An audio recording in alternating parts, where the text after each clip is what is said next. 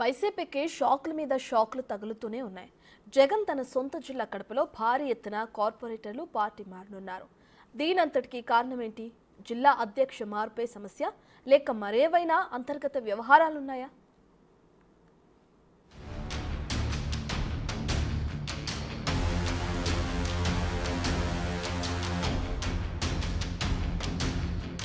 Kadapa corporation అంటే ఉమ్మడి జిల్లాకే గుండెకాయ లాంటిది.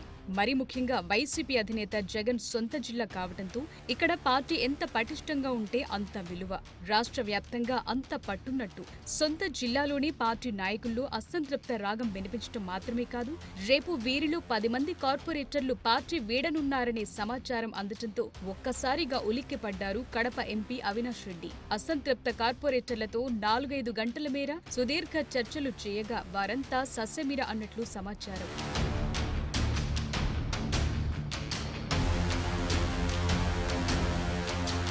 రేపు ఉదయం 11 గంటలకు సీఎం చంద్రబాబు నాయుడు సమక్షంలో 10 మంది వైసీపీ కార్పొరేటర్లు టీడీపీ తీర్థం పుచ్చుకోనున్నారు. 2వ డివిజన్ కార్పొరేటర్ సుబ్బారెడ్డి, 3వ డివిజన్ కార్పొరేటర్ ముమ్మిడి మానస, 6వ డివిజన్ కార్పొరేటర్ నాగేంద్ర, 8వ డివిజన్ కార్పొరేటర్ డైమండ్ బాలకృష్ణారెడ్డి, 32వ డివిజన్ కార్పొరేటర్ జఫ్రుల్లా, 42వ డివిజన్ కార్పొరేటర్ చల్లా రాజశేఖర్, 50వ డివిజన్ కార్పొరేటర్ అరుణ ప్రభతో పాటు మరో 3 కార్పొరేటర్లు టీడీపీలో చేరనున్నారు. రెండో విడతలో మరో 5 మంది కూడా పార్టీ వీడేలా తెలుస్తోంది.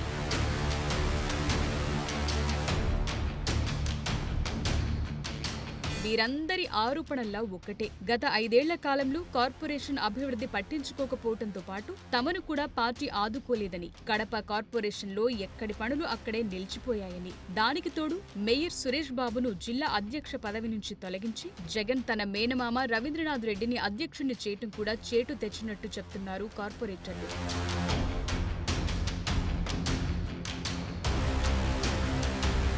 కడపలో కూడా వైసీపీ ఖాళీ అయితే కష్టమని భావించిన అధిష్టానం అవినాష్, రవీంద్రనాథ్ రెడ్డితో పాటు మరికొందరు జిల్లా నాయకులను, కార్పొరేటర్లను బుజ్జగించే బాధ్యతలు అప్పగించినా వారు మాత్రం ఎంతకీ సమ్మతించడం లేదని తెలుస్తోంది. పార్టీ అధికారంలో ఉన్నప్పుడే తమ పనులు కాలేదని, ఇంకా కొనసాగితే తమ ఉనికికే ప్రమాదమని కార్పొరేటర్లు బాహాటంగానే చెప్పేస్తున్నారట.